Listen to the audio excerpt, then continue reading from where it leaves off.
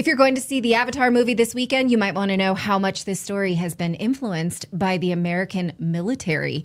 I learned this from The Pyramids of Power. It's a series of documentaries from Derrick Broze. Derrick joins us today because when I saw this, knowing that the third installment was coming out, I said, we need to know this before we go because so many people are excited about this trilogy. But what are the hidden messages there? I think it was chapter 4 of The Pyramids of Power is where I learned this. Derrick, thank you for joining me. Thank you for having me back, Natalie. I appreciate it. Okay, so let's start with Avatar, and then we'll move into other ways that the military and the CIA influence pop culture through movies specifically, because it's a fascinating discussion. But let's just start with Avatar and what we know and what are the messages there.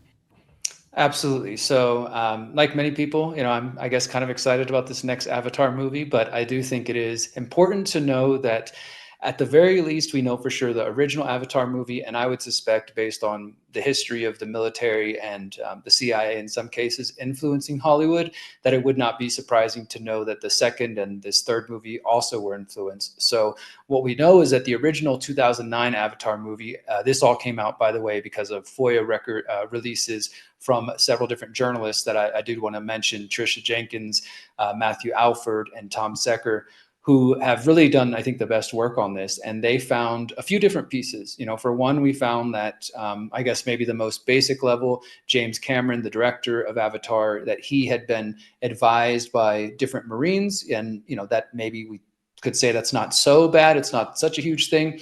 But it's the beginning of where we can start to see how the military is influencing the storyline of Avatar, which I think is interesting because for those who remember the original movie and this whole kind of narrative of this alien species battling this military force, many people interpret that to be kind of a metaphor for Native Americans battling against colonizers, things of that sort.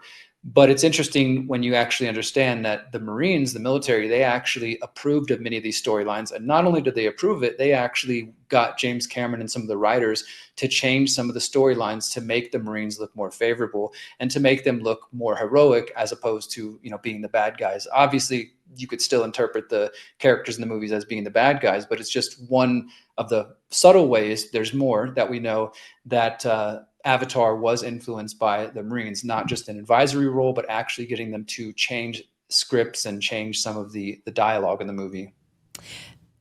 But as this arch, we don't know how they're going to wrap it up, right? And so in the first few, it continues with it's the military forces, the bad guys, because they're moving in against these people who live with the land kind of narrative. But there is a possibility that they bring it back around to the glorification of the media. But what are some of the ways that they already have done that?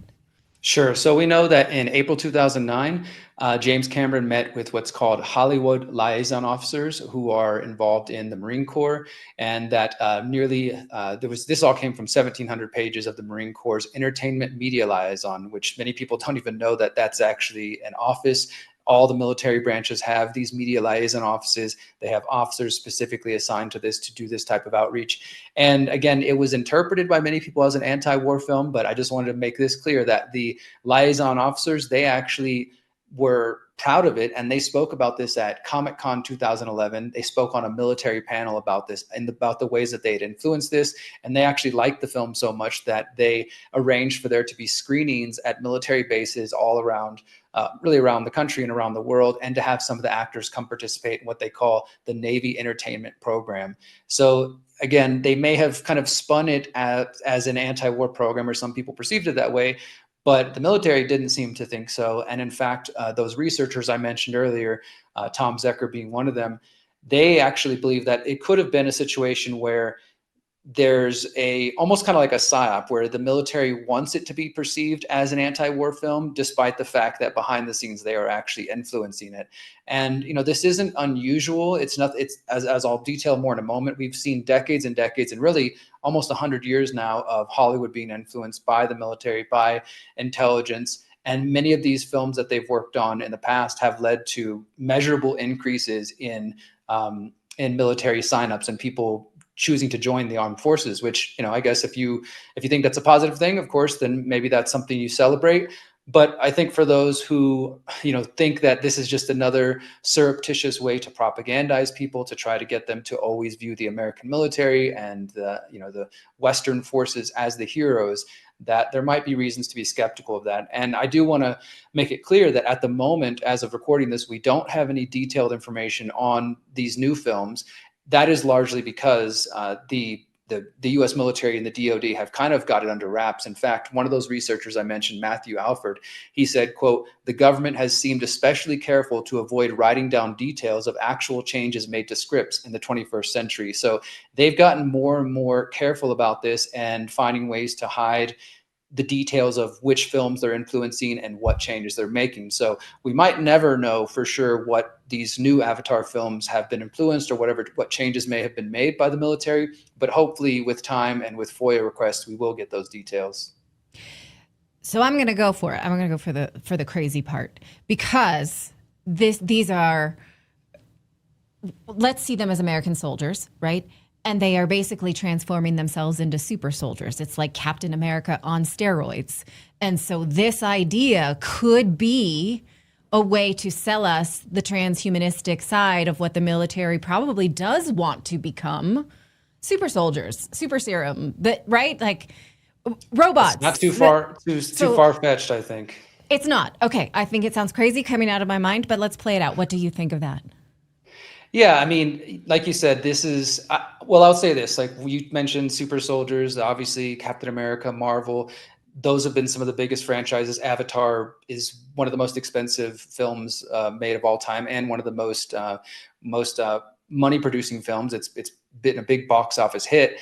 That kind of whole industry, Marvel, Avatar, which by the way are both owned by Disney, are absolutely rife with pro-military propaganda and maybe even other propaganda. People have pointed out things like subtle references to transgenderism, and you mentioned transhumanism. I don't think that's beyond the pale to see that could be there, because really these films, these are like, whether you're talking Marvel or Avatar, these are sort of like the modern myths, the modern gods almost, in a way, to many people. They look up to these characters, they're inspired by them in some cases, and you would kind of be silly to think that the military interest wouldn't want to put their own propaganda in there when they know that these films are going to make close to billions of dollars, if not, $2 to $3 billions, with nearly 1 billion plus people around the planet seeing them in all kinds of languages. I mean, it's pretty ripe, I think, to place any sort of message you might want the masses to see, whether that is transhumanism or whether that is subtle references to things that they might want to do,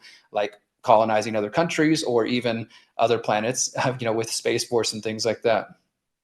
It's not too far off from the sort of lore that we've always had in human culture. So let's not pretend this is new, that, humans could have some kind of superpower, but still maintain their human identity. I think of the Greeks and the centaur and the minotaur and things like that's not too far off, but it has been implemented before. The Turks would kidnap their enemies' children and turn them into what they called janissaries, basically like feed them like dogs and train them like animals, and then you have super soldiers. Of course our military would want that. Every military in the world would. I guess what we have to ask ourselves is, are we doing that? There's no moral consent to this. So what do you think? And I'm asking you to speculate based on your research.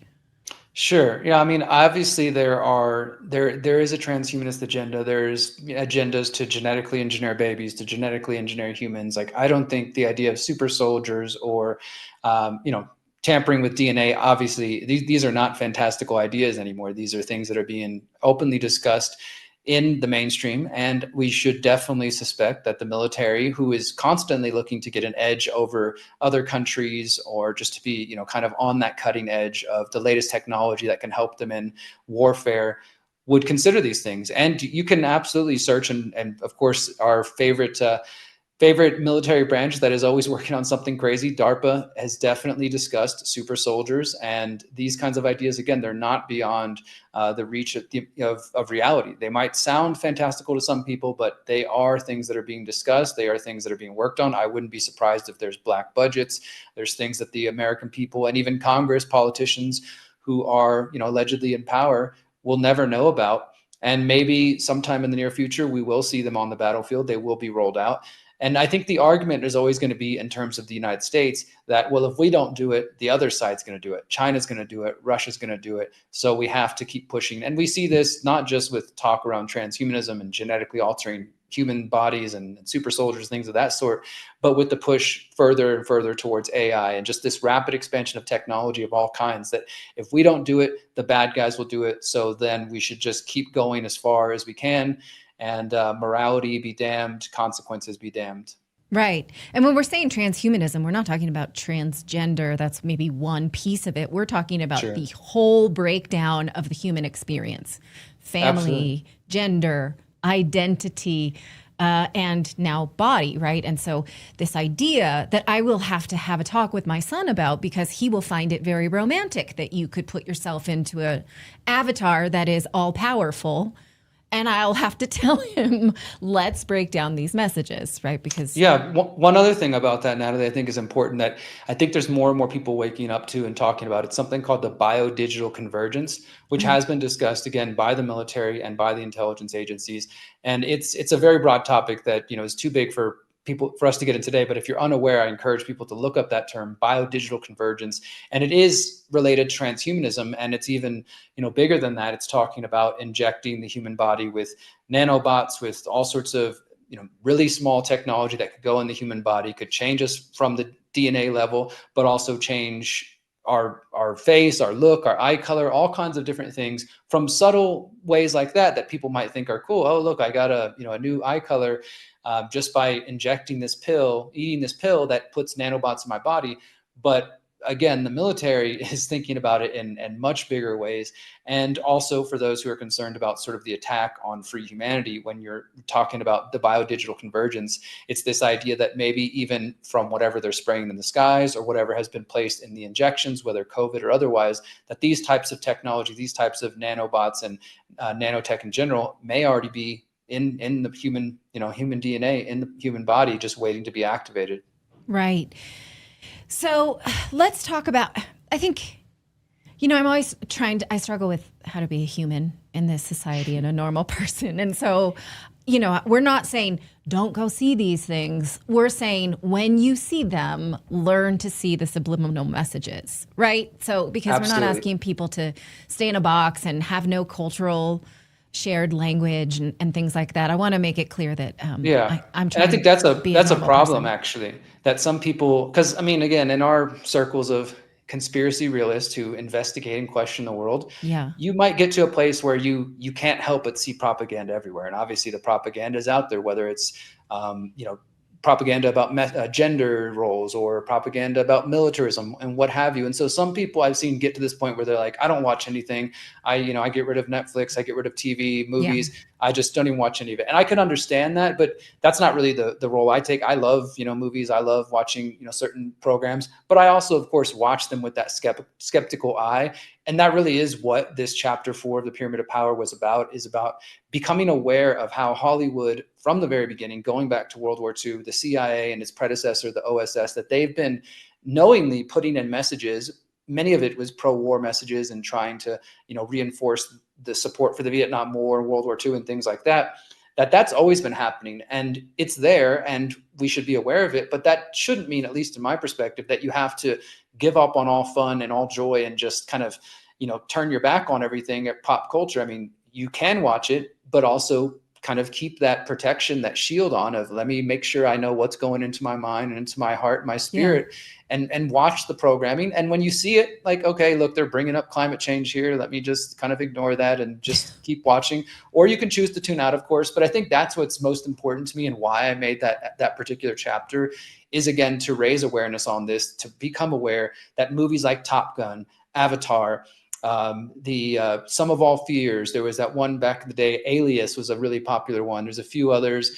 Charlie Wilson's you talked War, about Jennifer Affleck, is not her, Gardner.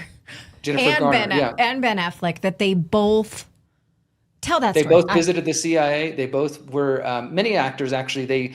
They get taken to the CIA to kind of, hey, you're going to be playing a CIA agent. Let me show you how it really works. And you could say, okay, well, that's just them being good actors and actresses. They're going to learn from the people who actually do these things.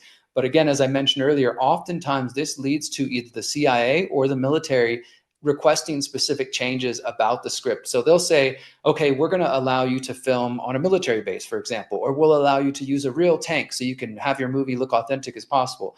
But that means we are going to have a say on the final script. We're going to be able to make certain changes and things like that. And most of that information is never disclosed to the public.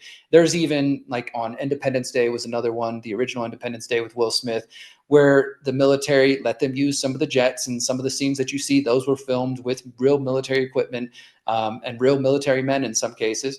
And that allowed them to come in and say, you know, this one line right here, it's kind of derogatory towards the military. Let's go ahead and change that to make it more, you know, welcoming to them and more friendly to them. So real subtle things and sometimes less subtle things, but it's happening, and it's been happening, as I said, since World War II. And I just want to read one other quote really quick here from, we actually just mentioned this guy's name was Chase Brandon, who actually coincidentally was the first cousin of actor Tommy Lee Jones. This guy back in 1996, and we don't know if he's still around because Chase Brandon's not his name, is just kind of what got out to the public, that he was hired by the CIA specifically to work with Hollywood studios to, quote, rehabilitate the agency's image. And he told The Guardian about a decade ago, we've always been portrayed erroneously as evil and Machiavellian. It took us a long time to support projects that portray us in the light that we want to be seen in. And so they're very conscious of the public doesn't like the CIA or has these, you know, theories and ideas about them, or they have questions about the military and the way that they've taken actions in other countries. And they also recognize that Hollywood is a tool for this. I mean, going back to the OSS before the CIA, even there was the Office of War Information. The head guy there, his name was Elmer Davis. He said, quote, the easiest way to inject a propaganda idea into most people's minds is to let it go through the medium of an entertainment picture when they do not realize they're being propagandized. So they've known this for nearly 100 years, that film is a very, very useful medium to implant ideas into the masses, because we sit down and we just think we're being entertained. And really, if you break down that word, even entertainment, mente, it goes back to the mind. So this is all about entertaining, controlling the mind. And I think that's, you know, they're very conscious of that, and they're using that this way. So no, we shouldn't, in my view, abandon all movies and all TV shows. But as I say at the end of chapter 4 of this episode of the Pyramid of Power, we should definitely be willing to kind of question some of these things, because even outside of the militarism, I think many of us, if you were to stop and think about, for example, your views of how a mom and a dad are supposed to act, or how men and women are supposed to treat each other, when you really stop back and look, maybe you picked up all those ideas from the sitcoms you watched as a kid, from, you know, the movies you watched as a young adult, you know, and then those go into being your view of the world. Here's just one example of that. When I had my daughter, this was my second child, I already had my son, and I read a study about why siblings treat each other like jerks. And the data showed clearly that young children who watched cartoons got the idea that they're supposed to not like their siblings. So they started fighting with their siblings because they see it played out on media. I mean, of course, there's natural tension between your siblings all the time, right? Sure. But the way that played out was scripted, like, you know, and so when you ask them, what do you think of your sibling? Like, they're so annoying, blah, blah, blah, you know, and then, but they actually did love these were fed to them, programmed in a lot of Absolutely. Ways. Now, I will say I have a sister, and I think my annoyance with her is very authentic in a lot of ways, but you have to sort of, you know, wonder how much of that was put in your head. Exactly. It's important to question and interrogate those things. And I've, you know, it's just, I think, another level of self-awareness, let's say, because you can stop and look. And I think it does affect relationships. Like, for example, all of us have seen sitcoms where the husband is some dumb, lazy The head of the dolts. household. Yeah. Yeah, Can't and the figure things wife is out. hot, and there's like these really stereotypical characters that have been placed in millions and billions of people's Yeah. minds. And so it wouldn't be that hard to think that we then go ahead and repeat or replicate those behaviors that we've been watching since young kids. So I think that's really the ultimate goal of this episode of the Pyramid of Power, is be aware that intelligence agencies and the military and other forces try to use these mediums to promote their messages, to promote their propaganda. And you can still consume this if you choose to, but you should do so with that lens of like, all right, I'm going to be careful. I'm going to kind of be more skeptical of the things that are being planted in my mind. Right. Fiction. Right. This is fiction. We're not supposed to be led. This is not supposed to be our belief system. Maybe a way that you could know whether or not the product you're watching has been influenced by the military is in the credits when they thank the U.S. Marines. Absolutely. Right. So is that one telltale sign? I think that is, and that is something to, if for people who are going to go see Avatar this weekend, maybe stay to the end of the credits and see if there. I did some research preparing for this interview, and I couldn't find anything publicly available yet about the military advising them, or anything as far as equipment, because these movies are largely CGI, so there's not really a lot of real physical equipment like there are in other movies. But I wouldn't be surprised if in the credits you do see something like that. Thanks to the Marines, thanks to whoever, the Department of Defense, for an advisory role. I think that would definitely be a telltale sign that they're still involved. Yeah. And I guess, a good way to motivate ourselves while we're in the world is just see it like the Matrix. See it as a binary. There's always someone who has an agenda behind something. And is there some way that you need to think for yourself, right? I know the Matrix is not a perfect allegory, but we can use Jean Baudrillard's work anyway, because he famously said the Matrix got everything wrong about his work, and that's turned into a transhumanistic anthem. So they've got their own propaganda now. Right. Yeah. I mean, they've sort of bastardized the postmodern ethos that we were supposed to break down, is that there's always a lie behind the lie, right? Or something. And you notice this, like the Top Gun movies are sort of a good, well, let's talk about that for a second, because you talk about how enrollment in the military just went through the roof because of they say 500%. 500% wow. increase in people signing up for recruitment after the original Top Gun, and absolutely the newer Top Gun, which I think came out in the last few years here. Same thing. I mean, Tom Cruise is a big friend of, he's got his own kind of Scientology problems there, but he's a big friend of the military and works with them in a lot of his films. And absolutely, this new Top Gun, the more recent one, was, I think, a callback to that they wanted to sort of go back to this place in the 1980s where the American military, a lot of those movies in the 1980s, The Sum of All Fears, some of those others I mentioned, Tom Clancy movies, they largely did work with the CIA, work with the DOD. And those are always like the good, American soldier or CIA agent is tracking down the Muslim terrorist or the Russian bad guy, like these very stereotypical stories that I think a lot more people were buying back then than they might today. But Top Gun, the more recent one, was absolutely a callback to that era. Although I will say, in the most recent Top Gun movie, the bad guys who have the nuke are ethnically ambiguous. And it used to be in the 80s, for instance, think to Back to the Future, the people who had the bomb were the Libyans. And this was during the Reagan years when we very much wanted war in Libya, right? And so that felt very deliberate. And then we have so much anti-Russian propaganda through our movies, so that then there's that. But in this one, it's in like a snowy mountainous region, and you never see the faces, and you don't see any language. So it's ambiguous. I thought for sure they'd go for the Russians, because when this movie came out, the Biden administration was full-blown, was going hard on Russia's our enemy. But they didn't. And I was like, that's actually, I'm cool with that, right? We're not putting the blame on any, I don't know. I found that maybe the message is that the enemy, maybe the message is the enemy could be anyone, anywhere at any time. Sure. But maybe that's just me being cynical. Okay, yeah. But I thought for sure they were going into a desert, Sure. because they want us to believe that Iran has a nuke, and they did not. And so and maybe those messages just don't sell as well as they used to. I mean, even if they're going to push pro-America, pro-military messaging, they kind of realize like, yeah, people aren't buying that so much anymore. Yeah. Although I had a friend that worked for the State Department, and I was having this discussion with, and they said, I actually wish it were the Russians, that they had. It's like, well, of course you do. But, that was an interesting admission. So anyhow, this was chapter 4 of the Pyramids of Power. You are now on chapter, 17? We are about to release the final conclusion. When we talked a couple months ago, Natalie, we had just released chapter 17, volume 1, which is now publicly available. People can find that at thepyramidofpower.net, as well as this chapter 4 and all the rest.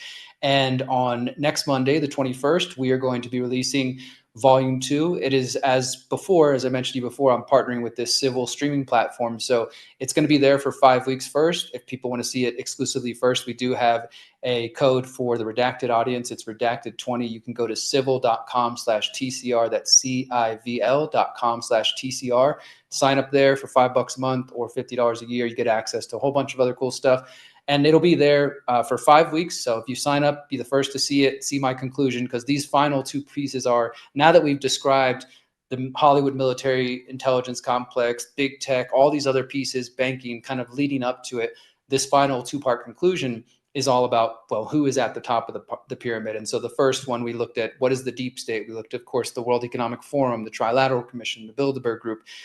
We looked at a lot of those players. And for this final conclusion, we're looking at claims about the Zionists, the Jewish cabal. We're looking at the Jesuits. We're looking at the Freemasons. We're looking at this so-called Committee of 300, the Black nobility. I have David Icke in there talking about his views on, some otherworldly evil, people who believe it's the Satanists. I mean, we really are going deep on all these claims that so many people say it's this group, it's that group. And as with the whole series, I try to take a very objective look at this is what we can prove, this maybe not so much, and then draw my own conclusions at the end. So I'm really, really excited to share this because this is the conclusion of this entire series that I've been working on for the last 5 years. So again, people can go to civil.com/TCR and the code is Redacted20 and you'll get 20% off sign up if you want to be the first to see it.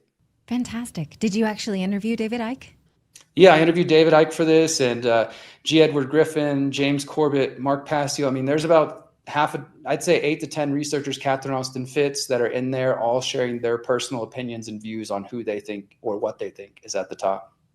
I consider Catherine Austin Fitts and David Icke, they're like the OGs of what we do, right? They've been at it a lot longer. So that's is an honor to have them in the film for sure. Yeah, definitely. I love that. Okay. Well, I'm cheering you on. I just wanted to make sure that our movie-going audience had this information before they went to see the film. And good luck on the new release. And come back and tell us more about it another time. Thank you, Derrick. It's always good to see you. Thank you, Natalie.